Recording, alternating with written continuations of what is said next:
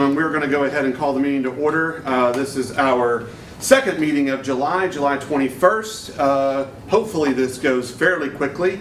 We do have a couple of council members that we will be anticipating to call in this evening, but we're going to go ahead and get started. Let the minutes reflect we do have a quorum. I would ask that we observe our traditional moment of silent reflection, followed by the Pledge of Allegiance, please.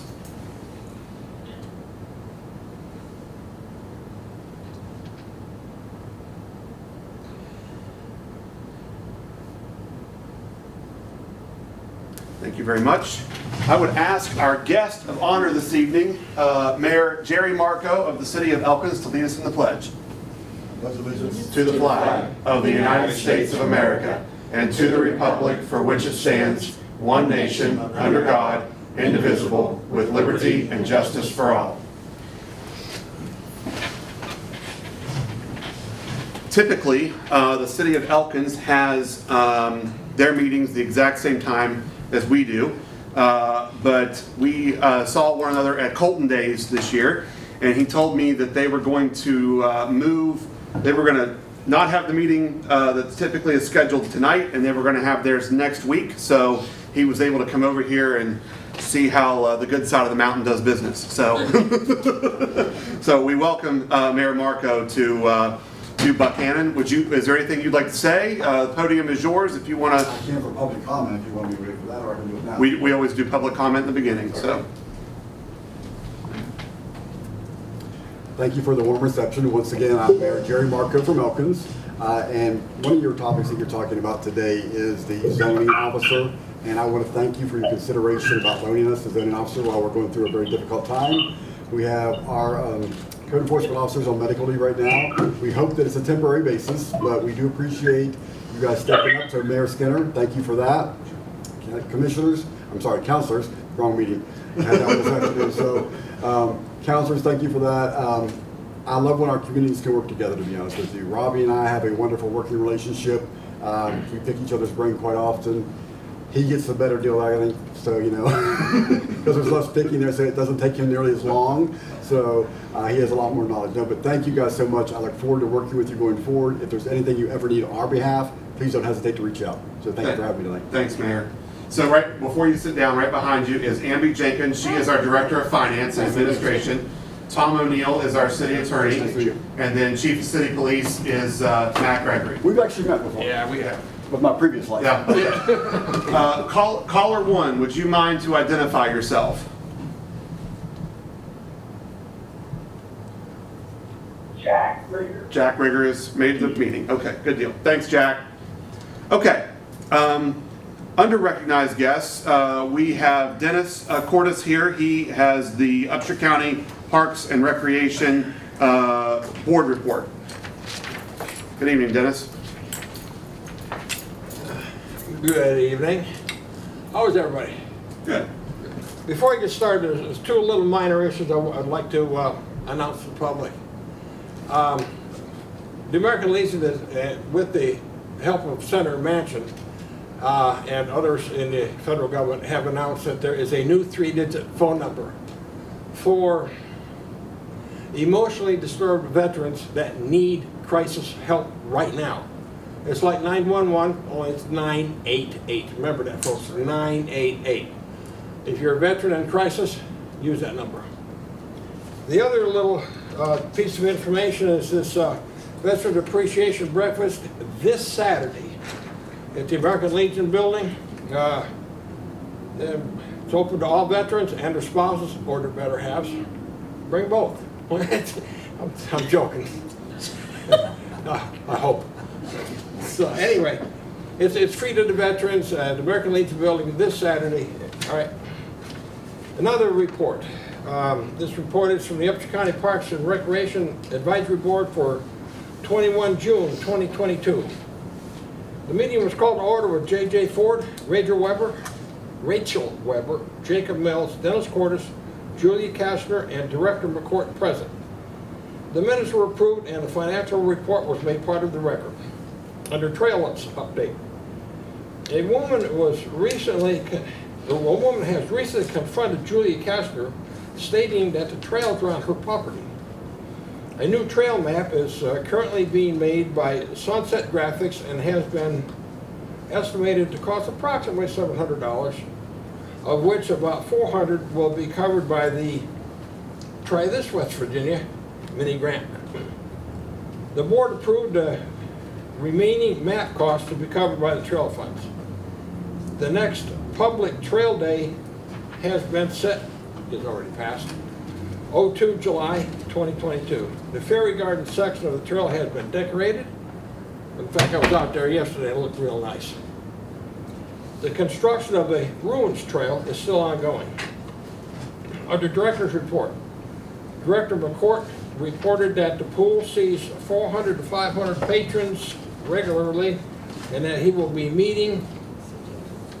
Oh, I wasn't on. You want me to start all over? Nope. You're good. That was a fast no. Okay. All right. Sorry to break that rhythm. It was compelling. Compelling. Yeah, I can see that now. And, okay. Director McCourt reported that the pool sees 400 to 500 patrons regularly and that he will be meeting with the Rotary to discuss future plans. With the triathlon scheduled for 06 August 2022, Eric Jett has sent a traffic plan to the DOH and the Sheriff's Department. He is currently waiting to hear back about the feasibility. He is still waiting to hear from Stockmeyer Urethanes regarding the tennis courts resurfacing updates. And under disc golf, an anonymous $400 donation was made to the program. The board approved to fund 9 more holes. Unfortunately, the disc golf tournament did not take place as scheduled. The course needs designated fairways and material for tee boxes. And I better hurry up, I've got a train coming. Under public comment, J.J. Ford announced that his term is expiring on 06/2022 and he is not seeking reappointment. However, he did offer to assist with making signage. On adjournment, it was announced that the next meeting will be 19 July 2022, and that did not happen because it didn't have enough members to show up. The next meeting will actually be this coming Tuesday at the big pavilion down behind the football field. Okay. And thank you. Thanks. Thank you, Dan. Okay. We do not have any other guests that wish to address the council this evening. So we will go right into department and board reports. Jerry Arnold texted me this afternoon and said he was not feeling the greatest and asked if I would just read his report. So quickly, if you would just turn in your packets to the second page on the back. Director of Public Works report from Jerry. Director, I'm working on the demolition of Madison Street. We see that is coming along. We have about 60% completed and hope to begin work to begin the grade next week. Ryan Environmental has started replacement of 4-inch gas lines on South Florida Street. That's right in front of Don Paco's Mexican restaurant. The project is projected to last 3 weeks. They will be doing some flagging through there, so if you're traveling down Florida Street, just watch for that. On the street department, continue work on sidewalk projects, trimming some vegetation that has been line site issues, and we hope to be able to get wear course asphalt next week to complete some of the patching and the overlay on Chancery Street. We do have a Chancery Street paving project set in this fiscal year. Sewer department, crews continue to work on the West Virginia West St. College sewer upgrade. That is on College Avenue near Railroad and Lumber Street intersections. So please keep avoiding that area. On Elias, East Main Street in Vicksburg, the pump station generators have been installed. The Wood and Ritchie station generator will be installed next week. The board authorized the purchase of a new mower and sewer line camera. We did that this morning at the sanitation board meeting. Under water, waste, and engineer, there is nothing new to report. So if you have questions for Jerry, please reach out to him. And I don't know if he'll be in tomorrow, so next week. Mr. Mayor, if I could just acknowledge Councilman C.J. Rollins has joined us Okay. on the GoToMeeting app. Hello, CJ. Okay. Good evening. All right. Here with us this evening, we have our Director of Finance and Administration, Amber Jenkins. Really short report. Oh, we're very disappointed. First of all, I want to thank Mayor Marco. I have a lot of conversations with Tracy Judy. She's always a tremendous help to me, and tell her I thank the city for that. Thank you. I'll pass that along.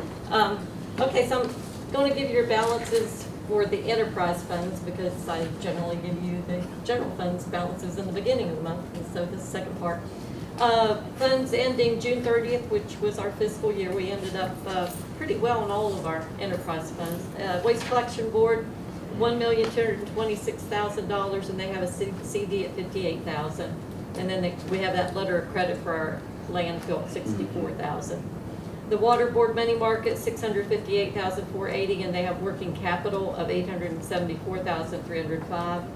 Sanitary Board Money Market and Checking, $828,000, and working capital of $457,000. The Stormwater Fund stands at $201,000. The only other things I really need to report on, I've been working with Rec Desk between Ann Wilson, our manager of the Colonial Theater, and Deborah. Currently, Stockard Youth Center uses the Rec Desk software for scheduling their rentals and attendance check-ins, and some of the team scheduling they do.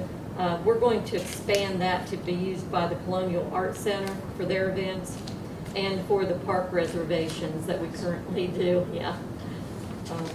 So still working on that, but we're going to expand that to those other departments. What are those ladies going to do at 5 o'clock in the morning in the fall, whenever they come to make those reservations? What are they going to do? Know as well as I do. Some of them will not go on the computer. They will not go on the internet. They want to sit out there on the steps and wait for me to get here. Jill Fisher, if you remember, she had asked for a contribution from council, and you approved that. And I just wanted to let you know, she'd sent us a note that that event was canceled for now. It's just going to be rescheduled in the fall. So we'll expense those funds in the fall when they do their event. And then the only other thing, I've been working with Dion, Region 7, the NEA grant that the council approved to apply for on behalf of WAMSB. It appears we may get that. I'll let you know for sure at the next meeting, but I've been working with Dion in the SAMS registration to make sure that that goes through fine. Okay. That's all I have. Any questions or comments for Amby? Do you want to say anything about sales That what? Sales tax? I can tell you that. I was going to wait till the next meeting. So in sales tax, we received our second quarter contribution, sales tax at $507,000. $507,000. You know, No, I knew it was. $507,000, Yeah. so that was nice. Yeah, so, For one quarter. yeah, so council can have that for its knowledge. No, they have already budgeted that. Already been budgeted. I said they can have it for their knowledge. Knowledge, not for spending it. You see what we're up against here. For my benefit, oh yeah, this is what we made from this one. So that was for my benefit. You taking notes? I am. So, did you want me to do anything with that draft? Yes, let's go ahead and talk about that if you don't mind. Council, I would like to go ahead and, while Amby is at the podium, to go ahead and bring up the, let's see, it is F6. F6. Yes, thank you. Okay, this is the same a document I brought before you at the last meeting, and it just was tweaked with the help of some council members. McCauley and Ricker also had some comments. So I've inputted all their suggestions into this new draft document. Basically, it's the same. It looks a lot better with their suggestions. We've not really had a formal request form to be filled out from outside agencies before, so this is a little new. If you adopt this, then any organization outside of the city of Buckhannon that is requesting funds would complete this. Consideration for the funding will be given to organizations that have a federal tax ID number, and that are organizations that are registered as a 501c entity. The funds allocated will be used toward a program that is open to the entire community. Preference will be given to requests that achieve the following criteria. So the criteria we put down there: a program or activity that will benefit Buckhannon, Upshur citizenry, and the city of Buckhannon. Requests that have broad-based appeal to the community, demonstrated by the number of participants and projected attendees. Requests that provide a unique benefit or service or entertainment to the community, the quality and completeness of the application they can do, and the timeliness of the applications filled out and sent in. It's preferred that these would be submitted to us during our budget processing, but we understand that that can't always be. So there's wording in there to allow, if they couldn't do it during budget process, they can do it another time of the year. Would it make sense for those entities that we typically work to fund each year, that we're aware of, to go ahead once this is passed and send them a copy of it? Things like the Strawberry Festival, things like anything with Create Buckhannon. That way that they can get this information ready, and we can speed up the process when it comes to March. The ones yes, I can, Country Roads Transit, we can send that to all of those that we normally fund. Health Department, yeah. So things that just quickly that the city won't expense funds for are things that are against any of our purchasing policies, such as alcohol, gift cards, purchases that are non-public in nature, and then anything to support political parties, general fundraising activities, organizational dues, memberships, or anything that violates any state or local federal laws. So, any questions about it? I think I sent that to everyone as a draft. Yes, I think it looks really good. I do have a question that, even though I've looked at this probably 3 or 4 times in the last couple of weeks since you first sent it to And me. help me write it. Traditionally, the council has worked very hard to kind of insulate our employees from having to make decisions that could be politically charged. We are proposing with this policy to have a staff review committee. And rather than have that be you and Barb Helmick, or I think it's a good idea that you all be on that committee, but there should be a council member. And ideally, the guy that's here all half the time is Randy. Could we not, as we think about developing that committee, maybe have a council member on it that then reports the recommendation of the committee? That would tend to protect the non-elected folks a little bit from being drawn into a potential fracas, because we know there's going to be people asking for money, and we know that some folks that are going to ask for money might not get what they want. Yeah. So it's just my thinking as we. I did put that in there, that there be a committee appointed by council. So yes, the more you can keep, more people actually, the better. I think, and I agree with Councilman McCauley, but I do think it's great to have some of the financial brains of the front office working on it as well, because you can help with the checking of the 501c3 status, or the T's crossed or the I's dotted on the application before it gets to a process of how does this fit in the vision of Buckhannon and our community, and how best will it help the citizenry, as you said. So I think a mixture of the two. I agree with you, Ms. McCauley, that yes, a mixture of the two when that committee is appointed would be good. Well, perhaps when you finish doing appointments, you can add that one to it. Yeah. Okay. Yep. But if I could just add one more thing, this came about from my travels, as we mentioned the first time it was presented, when I've been working with the WAMSB, the World Association of Marching Show Bands, going to county commissions and other entities to talk to them about what the competition is going to do for our area and request funding. And I would receive these packets from them to complete, and it made me a better spokesperson for that event when I appeared. And I think we should probably encourage any and all outside entities that want funding to be here in person too at a proper time during the budget hearings if possible, to answer the tough questions that I was asked, when we do Well, that. there should be some accountability. There should be, sure. Better. But I think it's a great, I appreciate those who contributed to the edits. Yeah. Does this keep SYCC out of this application? For- The Stockard what? Youth Center, they're Yeah. part of the city of Buckhannon. So they're not. it doesn't affect him whatsoever? No, this is Okay. outside entities. Okay. Any other questions or comments before we call for a vote on this to adopt? I agree with your points, and thank you for those. I'll make a motion to adopt. Second. All right, we have a motion to approve the organizational requesting funding support policy that is before us by Recorder Sanders. We have a second by Councilman McCauley. Any further discussion on the motion? Hearing the need for none, I'll call for the question. All those in favor, please signify by saying aye. Aye. Aye. Aye.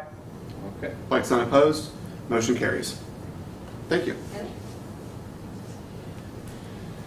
All right. Chief of City Police, good evening, Mr. Gregory. Good evening. Just a few things to update council on tonight. Would you pull that microphone up a little? I know, Mayor of Elkins is short, so there you go. Wow. The police department is gearing up for its first annual web assessment with CALIA as we complete our year one of our reaccreditation cycle. The web assessment will begin on August 5th and is scheduled to last through the next week. We have been in contact with our CSM, Karen Ashley, who is a retired deputy chief from a police department in Arizona. We worked with Deputy Chief Ashley during our initial web assessment last year, if you recall, and look forward to working with her again as we move toward August 5th. As we prepare for that, another part of the process of reaccreditation is to file what's known as a SIMMERS report. SIMMERS stands for the CALIA Information Management and Reporting System. SIMMERS is a two-part report that we file throughout the year. The first part being a statistical report that looks at everything from our department statistics in terms of use of force, pursuits, as well as our HR data. That is filed every January, which I shared with council. That's part of my annual report that I file with council at that time of the year. The second part of the report is just in advance of the web assessment each cycle, and that is known as the agency status report. And this is, whereas the statistical report in January is more quantitative, the agency status report is qualitative. And it looks at everything from current trends, current issues that the police department is working toward, as well as a SWOT analysis that is conducted by my administrative staff with the police department. And that report is included with your packets tonight. It comprises the final 6 pages of my report. That was filed with CALIA just within the last week, and that was the final phase of preparing for the web assessment. We are now just waiting for the access to be granted to our CSM so that the web assessment may begin. Beyond that, we continue to test Dylan Major with the various tasks that are required as part of the conditional offer of employment that we offered to him pursuant to our interview sessions last week. We do anticipate having each of these wrapped up by the end of July in hopes of bringing him on board at the beginning of August.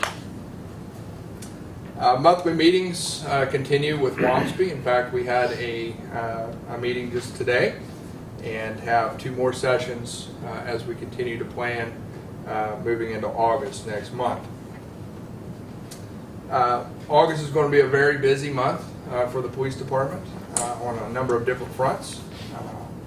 Beginning on August 1st, the police department will be hosting a social media investigation class at our community and training room. This is open to all law enforcement. The next 3 items overlap and go hand in hand, even though they take place on separate dates, but they all revolve around the unfortunate issue of active shooting investigations. We are working with a number of entities throughout the community, beginning with West Virginia Wesleyan College on August 2nd, where they will host a tabletop exercise, and we will be assisting and taking part in that exercise on that date. We'll also be providing training to Upshur Head Start. We've long been partners in education with this entity. On August 9th, we'll be providing active shooter training to their staff as well as part of their annual faculty training event. And then finally, on August 11th, we'll be hosting our own tabletop exercise in conjunction with St. Joseph's Hospital. We're also working very closely with the Upshur County Department of Homeland Security, Steve Wyckoff, as well as state representatives for this event. This event will also count toward our time-sensitive biannual requirement for CALIA, which focuses on critical incidents in that particular chapter. Mayor, that's all I have unless there's questions. Any questions for Chief Gregory? This August 11th, that tabletop exercise, is that during the daytime? Yes, it is. I Okay. believe it's at 10 a.m. Okay, because we have something scheduled for at night, that's why I want to make sure. Oh, yeah. Tim had checked with me, and we will be done in plenty of time for you. Okay, and are you having a national night out this year? 'Cause We I thought are, I yes. advertised. Thank you for reminding me of that. Okay. Yes, that is the first Tuesday in August. Like years past, this will be our first year back. We took the last 2 years off because of COVID. We'll be at the high school pool as we've had in years past from 6 to 10. First Tuesday of August. Yes. And then That would be the second. August 7th. Yeah. Thank you. Chief, I know it's a pending investigative matter, and I'm not asking you to comment about your investigation, but there was apparently a vandalism and break-in at the Dairy Queen overnight. Yes. I guess my question is, have we thought about, because we've had incidents like this before, the utility of a downtown system of security cameras that would be up and down Main Street? I know as soon as we say that, there's going to be people on the side streets that would say, why can't we have, and then pretty soon the residential area, we can't put a security system throughout the entire corporate limits. Sure. But is that not one of those things that maybe there's some grant money out there or something, that a series of 4, 6, 8 cameras from Locust to City Hall that would, what's your thought on such a thing? No, there's definitely utility in having that type of system. I know we've had those conversations over and over as a city over the past several years. I know I can't say enough about the systems. Again, some people like them, some people don't in the parks. But considering some of the issues we've had at those locations in years past with vandalism and other types of crimes, the surveillance systems have paid for themselves many times over in terms of aiding us being just another tool in the toolbox to successfully respond and mitigate those types of incidents where those are present. So certainly I would see the same benefit for our businesses on Main Street. Comment? Sure. Elkins has recently applied for a Smart City grant. Thank you. Go ahead, Whittier. Elkins has recently applied for a Smart City grant, so if you want to reach out to Chief Bennett, he can share the information that we provided for that. Part of the grant does incorporate street cameras, so we actually have done a walkthrough of our city to look what we're going to be covering. And right now we're looking at probably about 76 cameras to start with. Oh, wow. You know, so I mean, we're looking to go massive with it, and I do understand we're probably going to get pushback from citizens that say, you know, violation of privacy. However, there are ways to block off the cameras so you're not looking into residences. As for the parks, we're looking at a more covert camera for our parks because, as you know, Elkins loves our trees, so we don't want something that's going to take away from that. Right. So, just like I said, but if you need information on that, please reach out to Chief Bennett, and he can share what we've done for our Actually, application. I had a call planned for tomorrow on a couple other matters that we're planning with Smart Cities grant. Yeah, it's a Smart Cities grant. We've asked, well, actually, there's 2 different ones. It's a Burns grant that he asked for, but it's called under Smart Cities program. And right now, we're asking for $950,000 for that. Cool. So, Thank you for that. Send it on share. You can, yeah, in case you want to, because we're going to bring up your item here in just a little bit. So, The only question I would have, and I guess this would be for you because of your background in the legalese, what if, let's just say the camera that a particular camera that would be installed would cover the home hardware building, but it wouldn't cover the A.G. Shannon building. Are we then, as the owner of the camera, are we of any sort of liability to where if something were to happen at the A.G. Shannon building and we're looking at the home hardware building and we miss it, are we at risk of of sharing any liability in that? I don't think so, but I would think that we would strategically, if the mayor from Elkins can get us half of those 76 cameras, we wouldn't have any of those problems. We'd have more than enough That's true. to take care of things. But I think we want to think this out and let Chief Gregory come back and see what he finds out might be in the offing. And you're right, there's going to be people. We went through this years ago when I was town attorney with the automatic license plate reader. You would have thought we were cutting people's arms off. You know, Our cameras will have it as well. Yeah, is that right? Well, I don't know that I'm advocating going that Well, far. it's not to read everybody, it's to enter plates that are Yeah. suspicious. Yeah. So, But you know, this happens periodically. We had a guy dig out a flower bed a few years ago when it was in its best, and there have been other situations with storefronts on Main Street. And again, I think it's a fine line between distinguishing Main Street from an outlying area. I'm not suggesting we go the Big Brother route and have cameras on every corner. That's not Yeah. what I'm saying. But we've got 4 or 5 banks within eyeshot of City Hall, up and down Main Street. Things happen, and that would be a great tool.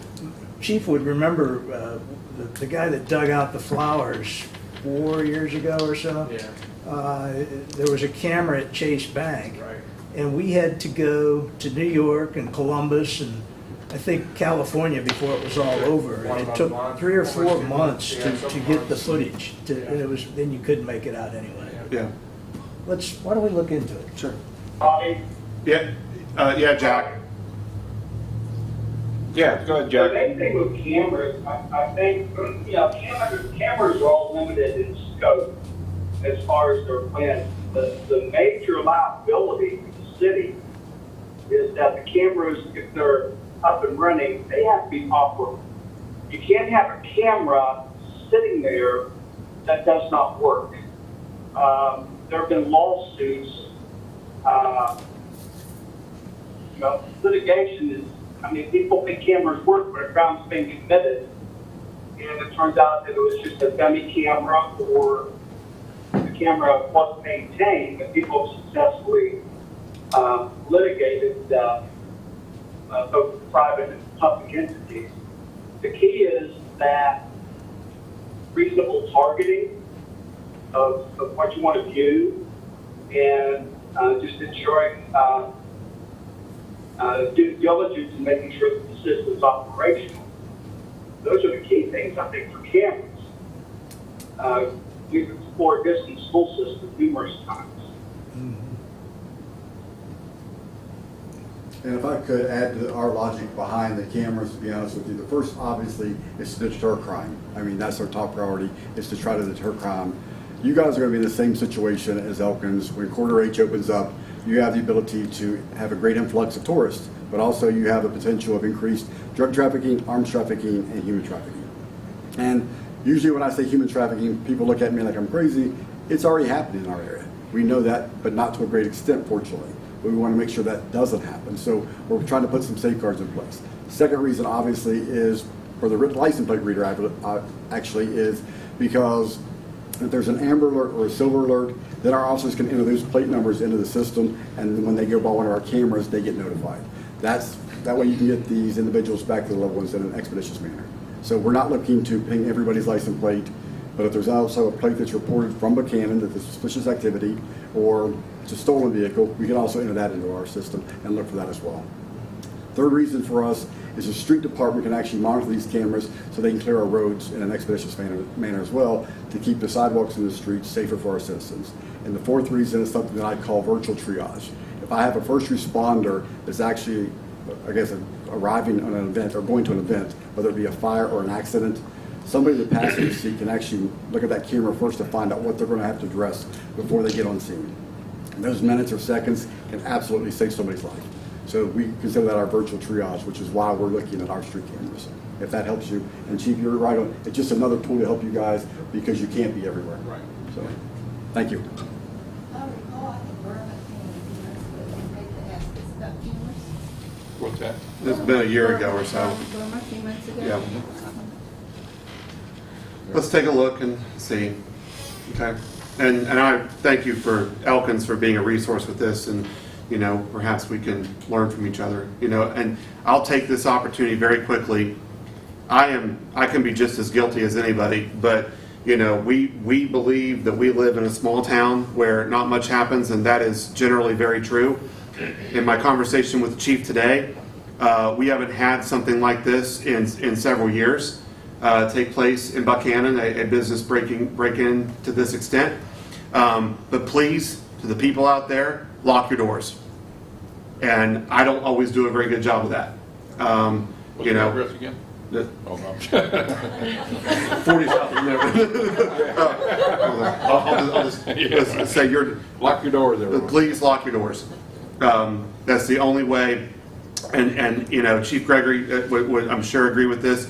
If someone just walks right in your house and takes something, there's nothing that can be done. There needs to be some proof of forced entry and some destruction inside, and that comes from someone locking their door. And just opening it up and walking in, it could be you as the homeowner. So please lock your doors, and you know, and we thank the city police for everything that they do, and especially with this incident. I went and sat with Kay for a while today at her house, and Kay was pretty shook up, and you know, because Kay hasn't, in all the years that they've owned the Dairy Queen, nothing like this has ever happened to them, and so I tried to reassure her that you know, we were going to do everything we could to make this put this case to bed and find who did this. So There's half a dozen high school kids that are out of work for yep, days or weeks until they can retool too. It's just, Yep. it's just crazy. yep. So I know it was mentioned, but is there any way as a city that we're allowed to offer any kind of reward that would lead to the rest of people who does this kind of type of stuff? that would probably need to come from the business owner. Yeah. Which that could be something that we could encourage, but I think the business owner needs to. Okay. Yeah. Okay. Thanks, Chief. Thank you. Be safe. City Attorney Tom O'Neill has texted me that he's going to defer down to strategic issues for discussion and/or vote. So let's quickly roll through some correspondence and information. We got the notice of advertisement for bids for an excavator. The deadline is August 4th. Charles Gibson Library Director's Report for June and July of 2022. We have a zoning application from the ABCA for the Coop, which is by Fishhawk Acres. That is going to be so cool. For those of you that don't know, Fishhawk is expanding into the former Thompson's Pharmacy space on Main Street. I had the pleasure of going in there and touring it earlier this week, and what they're planning to bring to Main Street, you know, our Main Street is already the very best Main Street in West Virginia. That just adds to the coolness that we, he knows it. We talk about it. See that back for you. Yeah. So, but anyway, if you haven't had a chance, if you see the door open, peek your head in, see what's going on. CJ, his crews did a fantastic job of remodeling the space, and I cannot wait for that to open. So the Coop by Fishhawk Acres, that we have the zoning form and to this ABCA in our packet. Town hall meeting, public input for Stockard Youth and Community Center, proposed multi-purpose building. That is set for August 11th at 6 p.m. at the Public Safety Complex Training Room. And if I could interject there, Mr. Mayor, we've had numerous conversations with the Stockard Youth and Community Center Board, and we've had some conversation now with the City Council with the Stockard Youth and the Community Center proposed building. And this is an opportunity, and Councilman Reynolds, if he would like to interject as well, he's the one who really asked for this and pushed for this. I think it's a great idea. Councilwoman Bucklew Don Nestor, Councilman Rollins will be the main moderators. I'll be there, and I know you'll be there, Mr. Mayor, but it's a great opportunity for the citizenry to come forward and express their thoughts and views about the proposed Stockard Youth and Community Center, what they would like, their expectations, and so forth. So I hope it's well attended. Yes. CJ, do you want to add anything to that? Well, I just think it's an opportunity to ask the community what they would like in a recreation center, because this is public money, and we're going to be paying it back for a long time. And I want it to be as effective and efficient at offering recreational opportunities to everyone in the community. So find out what people want to do, when they want to do it, or any other ideas around active lifestyles. So I look forward to getting some feedback, and then we can share that with the architect or interested parties and find a way forward. Thank you. We did have a lengthy discussion at Planning Commission meeting this week about this, and I think we got some good feedback there and a good direction as to how to best format this meeting on August 11th. So please, if you're interested, please attend Public Safety Complex, August 11th, 6 p.m. And we will we'll be. This is going to be. We're going to take that down there. And we've got a nice video to show as well. D5. Elkins City Hall newsletter and council agenda for July 7th is in your packet. Ethics newsletter by the West Virginia Ethics Commission July 22. The executed property sale agreement between the City of Buckhannon and Iva Miller for 10 East Lincoln Street, and that's a 43-foot by 58-foot section located near the former Chase Bank property that we have acquired. We have an ordinance to approve on that particular piece down in strategic issues for discussion and or vote, but we have executed the property sale agreement. And R26201 presents Gray Barker Liars Contest featuring Bill Lepp and James Fromell. I believe that's, we lost Jack. And that is, if you recall, that is rescheduled. We had that set up in June, but Bill had COVID, so that has been rescheduled for July 30th. That is next weekend, and that's at 7 p.m. at the Colonial Arts Center on Main Street. Under the consent agenda, we do not have E1, but we do have E2, excuse me, and E3. So I would entertain a motion that we approve the consent agenda, which includes the building and wiring permits, as well as the payment of our bills. Mrs. Bucklew has motioned. Do we have a second? Second. Second by Mr. McCauley. All those in favor, please signify by saying aye. Aye. Aye. Like sign opposed. Motion carries. Jack, is that you? Mr. Rigger? Yes, that's me. Okay, thank you. Yeah. All right. Council, I'm going to ask that we table F1, and here's why. From the Planning Commission meeting this past week, I got some important feedback that I think was very educational and necessary as we continue to look to build the Parks and Recreation Board. So with that being the major piece, I just broke the pen somebody gave me, but I do that with every pen that I have. With that being the critical piece that's only left of our board appointments, and now the committee to look at the outside expenditures, I'd like to ask that we table that until the next meeting. Would that be okay with everybody? Sure. Okay. F2. Approval City Hall public closure Tuesday, October 11th due to office equipment install. If you'll recall, in our budget discussions this year, we agreed to furnish the front office. Some of that furniture is very tired. Some of that furniture doesn't even work. So Ambi got us a great quote from, it was, we don't even remember now, but the office furniture is going to be here. We need to take out what is in there, and what we're going to do with what is still with what still works is see if any outside organization, nonprofit, could use some office furniture. Whatever they don't use or whatever it doesn't work, then we will pitch. Unless our good friends in Elkins need some office furniture.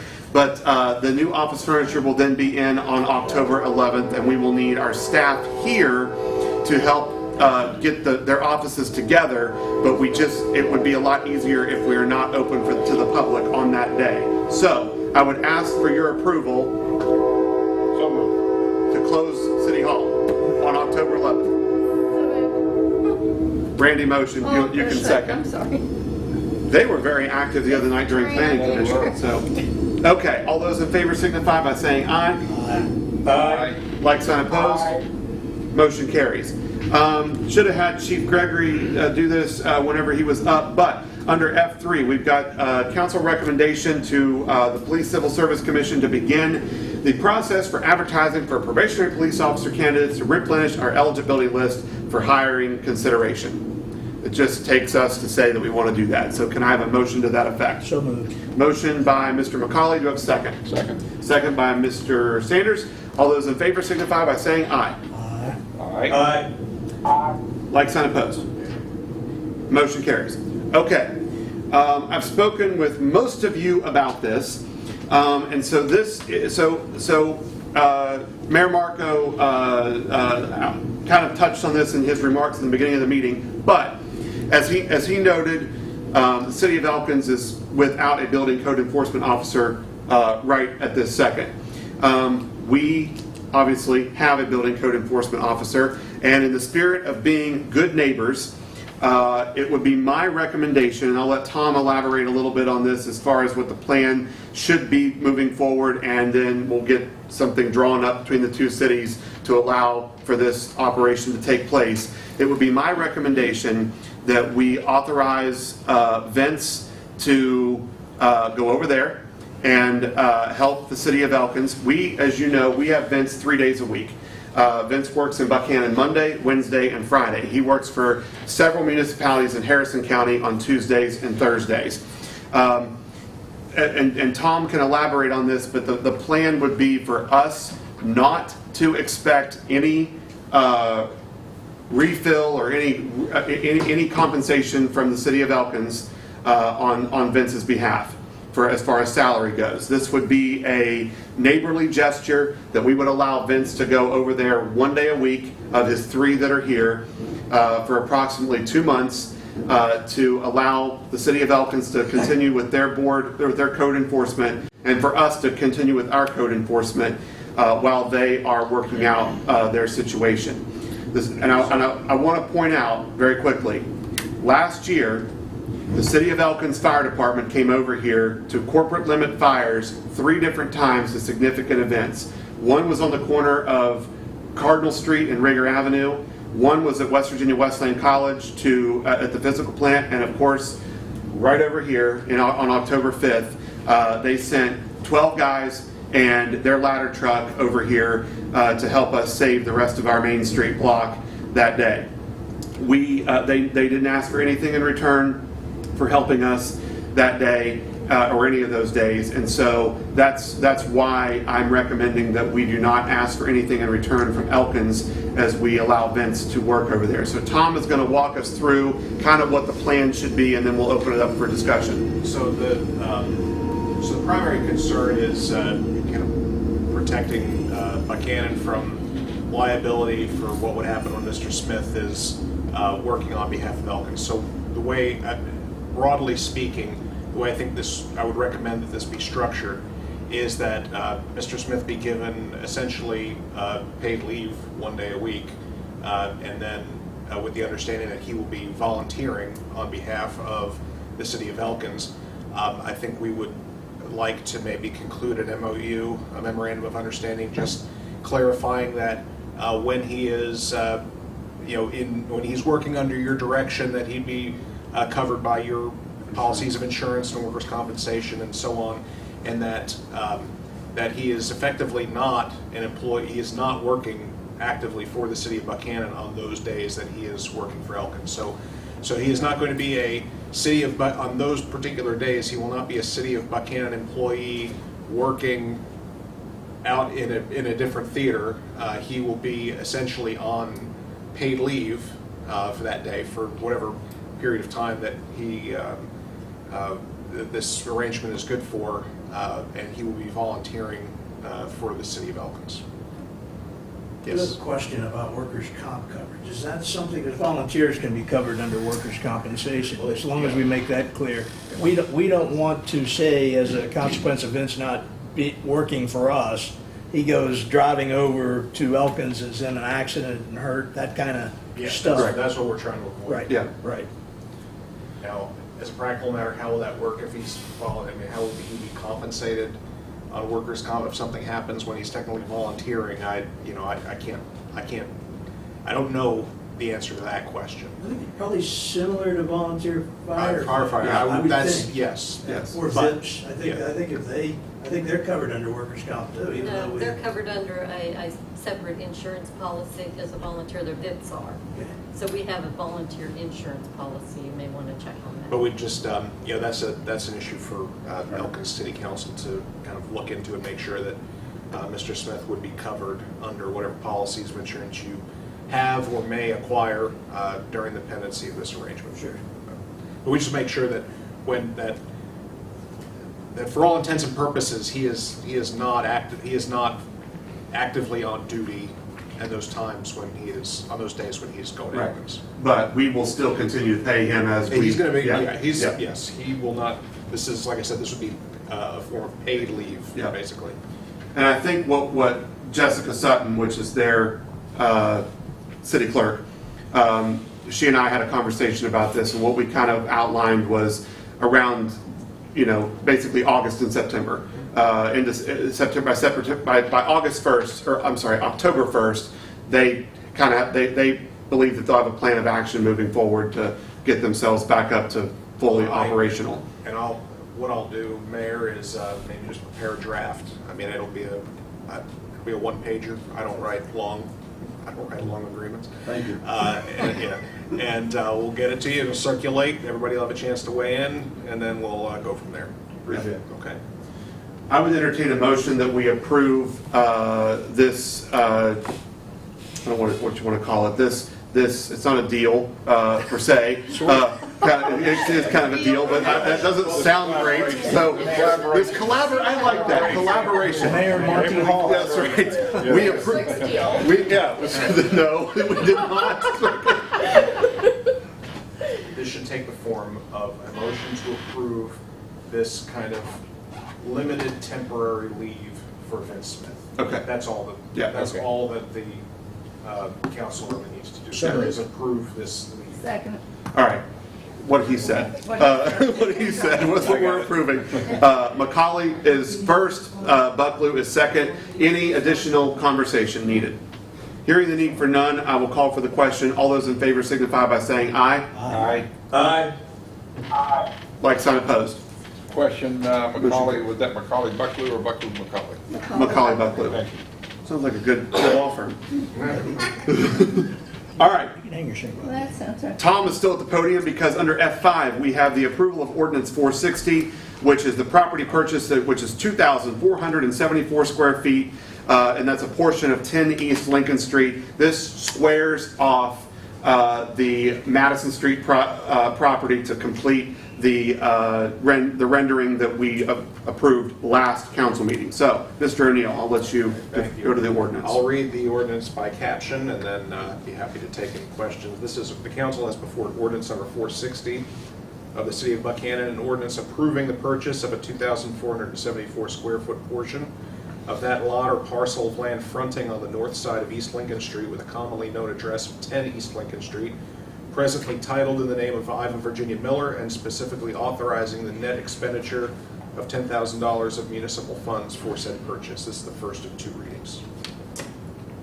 We've been talking about this for quite some time. We do have the executed sales agreement finally from Ms. Miller, so we are just ready to button this down from an ordinance perspective. So can I have a motion to that? I'm sorry, I'll wait. Motion to approve. So moved. Okay. We have a motion by CJ, Yeah, second. second by Jack. No, give that one to me, I'll work Oh, on you, that. okay. Okay, we have a motion and a second. Any discussion? So, Mr. Mayor, I just want to note for the benefit of council, there is an existing deed of trust on this property. I've been in communication with City National Bank, who holds that deed of trust.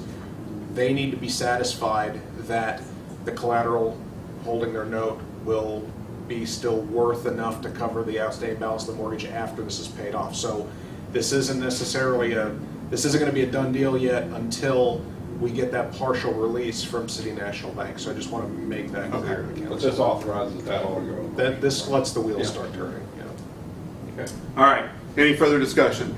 Hearing the need for none, I'll call for the question. All those in favor signify by saying aye. Aye. Aye. Like sign opposed. Motion carries. We have dispensed with F6, so finally, F7. Now, I did not realize that National Night Out was also that day, so I'll give you the option here.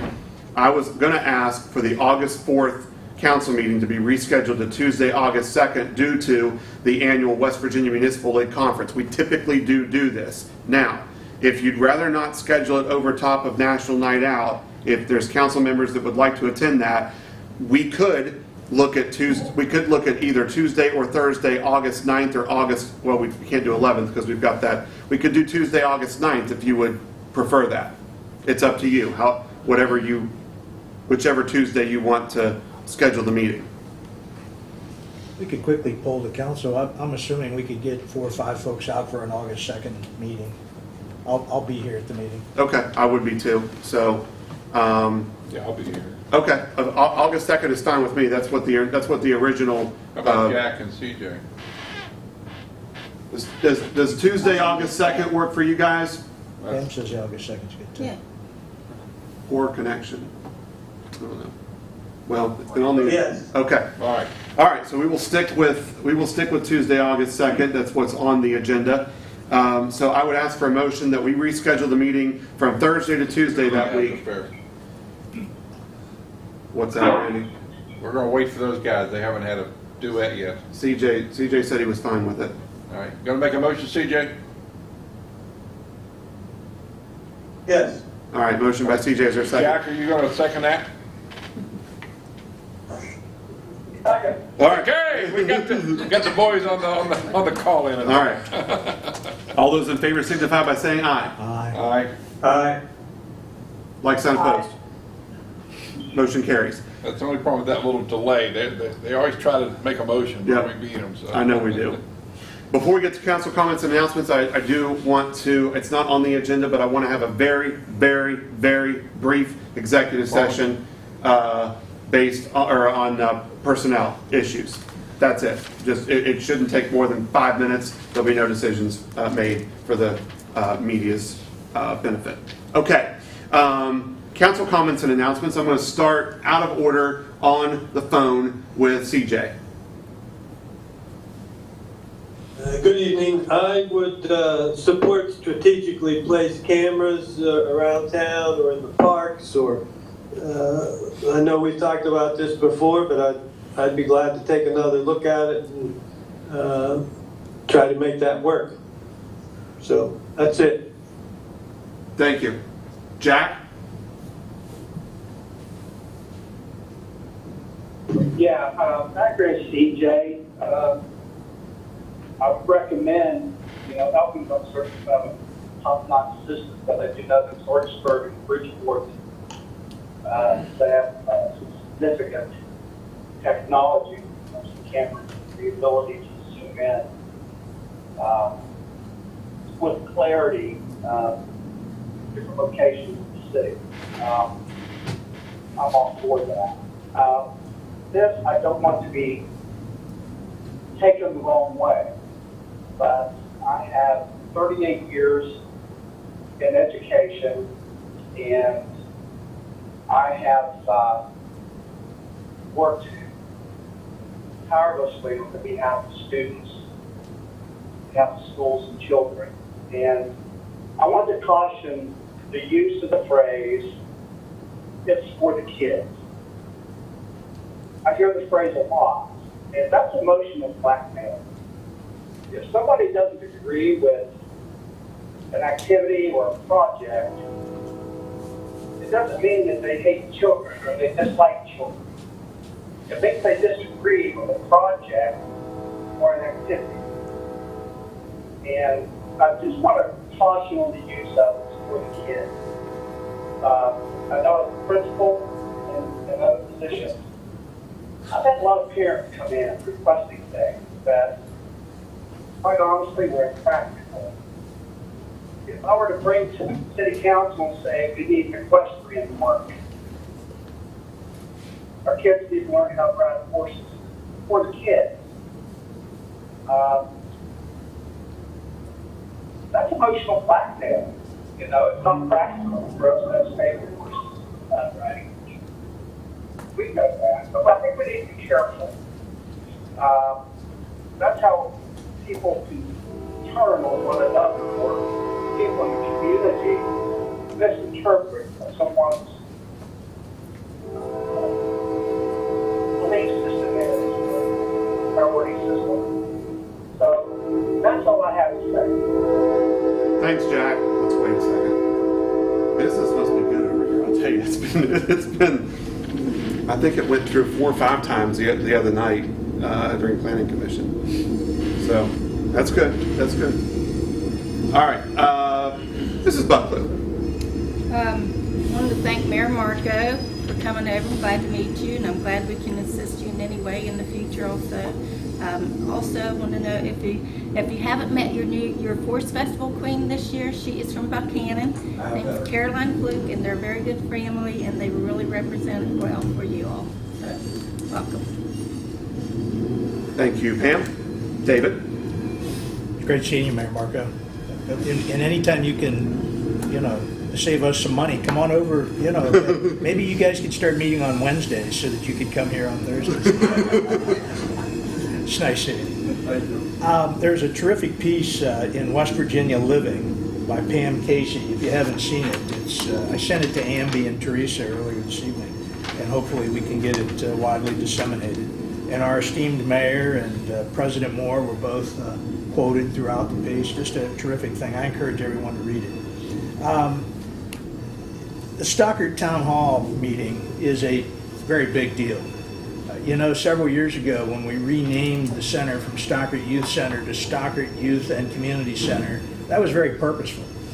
This building will be for everyone in the community. While we're certainly looking out after our youth, there's lots of opportunities for the adult leagues and old folks like myself that want to get their steps in of an evening and just all kinds of things. So please, it's an important point in our town history as we contemplate going forth with a $3.5 million building addition to Stockard. So come out and be heard. Mayor Skinner tasked me last meeting with chairing the Stockard Youth and Community Center Capital Campaign Committee. And other than yourself, I've got 4 or 5 names I want to discuss with you over a lunch or a beer here in the next week or so. Excellent. Before we actually reach out to people. Good deal.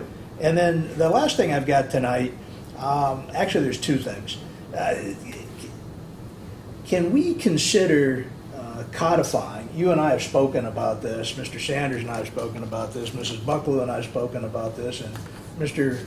Rylands and I have spoken about this one-on-one. So we didn't have any secret meetings or anything like that. Can we consider codifying the event in the event of a council opening? If someone would resign, move, God forbid, die, be removed from office, we've had all of those things happen here. Can we consider codifying that process? We've done it 3 different ways over the years, and I always get concerned about our actions juxtaposed with previous councils potentially being seen as arbitrary and capricious. Why don't we just do an ordinance, something we can all agree on, and say, here is the process. I'm mindful that we have two council members in their 70s, 4 of us are in their 60s. I'm the second youngest, by the way. And Mr. Skinner is 32, 33 now. So you're not like, although you travel more than all of us combined probably. And, so, hit a lot of deer. Things happen. We all dangle by threads, life circumstances. I can't remember any 4-year term during my 40-year association with this city that there hasn't been a change on the council in some period of time. So why don't we consider just putting it in an ordinance, and then we've got that template for the future. This is what we're going to do in front of a vacancy. And then the only other thing I would ask you, and this is shooting from the hip, we signed off on sponsoring a $4,000 grant for that Men in Black car down on Traders Alley. Can we maybe, is there a chance we could get that project finished in advance of Wamsby so that we dress up Traders Alley? It's a year off, but Let's talk with Jerry and see what our what the time frame what projects are going on right now. But yes, I think we can. Let's have that conversation. terrific. That's all I have. Thanks, good meeting. Do you all have anything in your, so our charter does not specifically say, we're not hardwired in our DNA as to if there's a vacancy up here, what we do. As he just mentioned, it has been done a few different ways. It's basically just left up to the will of the council as to how they want to fill a vacancy. Do you all have a way to do it? Yes. You need this? Yes. Yeah, as a matter of fact, as you know, we just went through this process. So what we do is we open up the application period for, I think it's 2 weeks, and then if we have more than one applicant, council actually does the interviews. And based on the interviews, they sit there, they go into executive session, and they select someone based on that process. So that's been one of the methods that we have used. We've also taken the next highest vote getter before, so I agree with him. I think that there needs to be a process, whatever it is, whether we take the next highest vote getter every time, or whether we, hold interviews and do it a more, organized, consistent way. So if you wouldn't mind maybe sending us over that way we may not have to reinvent the wheel. No, it's not in their charter, and it's not in our charter either. So we can just take a look at their method, and maybe it'll save us a little time and effort on our part. So thank you for that. I do not have anything specific tonight. I want to thank everybody for what they do. Mr. Sanders? Oh, Mr. Sanders. Sorry. You talk so much. I just. I talk so much. Well, we've been on the phone this week. Just very quickly, I want to again thank Mayor Marco for joining us this evening, and I'm very excited about a collaboration, even though it's technically, my understanding is that Mr. Smith will volunteer for you and so forth, but I have had an opportunity to travel throughout West Virginia to talk about the World Association of Marching Show Bands. I haven't been to your office yet, but I plan to set up a time to have coffee with you and so forth, maybe meet with your council members. But I was hosted by the Randolph County Commission, and we've created a partnership with them. We've spent a couple of days in Elkins with one of the teams from one of the bands from Honduras who came over, and we toured the museums there and had lunch at CJ Maggie's and the Elkins version.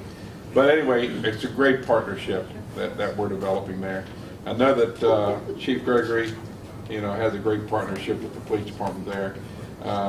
Councilman Rollins and I have been in a couple of meetings just very recently about more collaboration throughout our neighboring towns and cities and counties and so forth.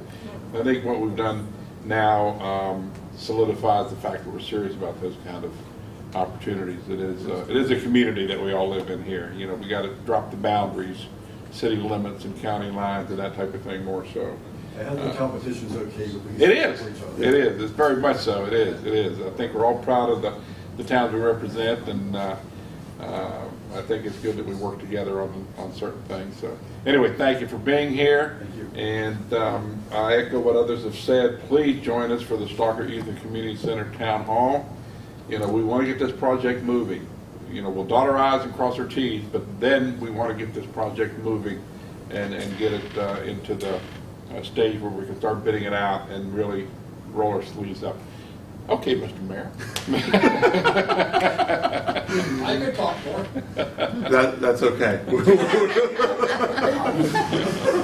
Tom said he's ready to do a dance and song, so no, thank you for that. And see, that's what happens when you go out of order. It happens every time. So.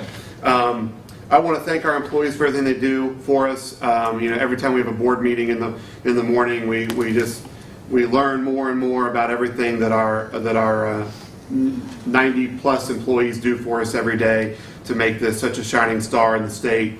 And I'm very proud of each and every person that comes to work here every day to make Buckhannon what it is. Thank you very much for coming over here this evening. we do have a very good working relationship. I enjoy when the phone rings and I see Jerry Marco on the phone. So it's and I, you know, everybody knows that my second hometown is Elkins.